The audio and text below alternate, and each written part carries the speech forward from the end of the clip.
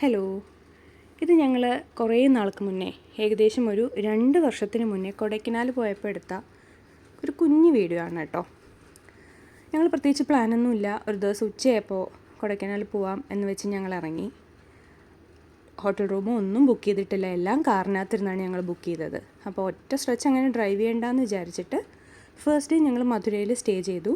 Next day morning അവിടെ നിന്ന് കൊടൈക്കനാലിലേക്ക് പോയി. അപ്പോൾ ആ പോയ ആദ്യത്തെ ദിവസം യൂഷ്വലി എല്ലാവരും പോകുന്ന കുറേ സ്ഥലങ്ങളൊക്കെ തന്നെയാണ് ഞങ്ങളും പോയത്.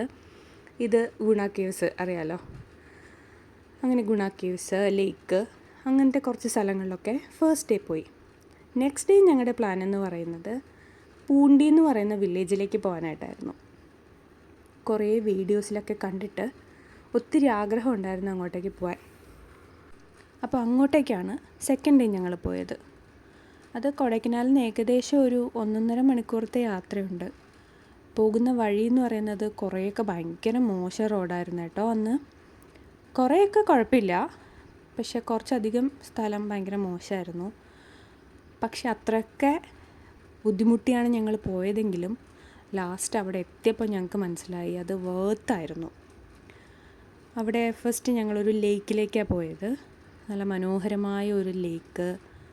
അവിടെ പുൽത്തകിടിയുണ്ട്, അവിടെ ഇരിക്കാൻ സൗകര്യമുണ്ട്, കുതിര സവാരിയുണ്ട്, അങ്ങനെ റിലാക്സ് ചെയ്യാൻ പറ്റിയൊരു സ്ഥലം. അതിനുശേഷം ഞങ്ങളൊരു ഫാമിലേക്ക് പോയി.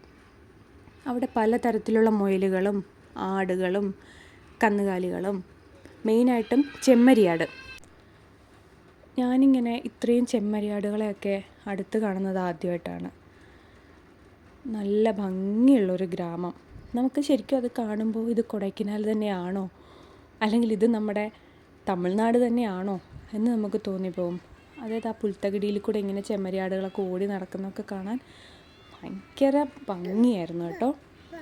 നിങ്ങൾ പൂണ്ടിയിൽ ഇതുവരെ പോയിട്ടില്ല എന്നുണ്ടെങ്കിൽ ഉറപ്പായിട്ടും പോകണം. ഞാനാണെങ്കിലും ഒത്തിരി വർഷം കൊടൈക്കനാലിൽ പോയിട്ടുണ്ട്, സ്കൂളിൽ നിന്നാണെങ്കിലും വീട്ടിൽ നിന്നാണെങ്കിലും ഒക്കെ. പക്ഷേ ഇന്ന് വരെയും ഇങ്ങനെ ഒരു ഗ്രാമത്തിലേക്ക് ഞാൻ പോയിട്ടേയില്ല. അപ്പോൾ നിങ്ങൾ ഇതുവരെ പോയിട്ടില്ലാത്ത ആൾക്കാരാണെങ്കിൽ ഉറപ്പായിട്ടും പോകണം. നിങ്ങൾക്ക് ഒരിക്കലും നഷ്ടം വരില്ല. അത്രയ്ക്ക് മനോഹരമായൊരു ഗ്രാമമാണ് പൂണ്ടി എന്ന് പറയുന്നത്.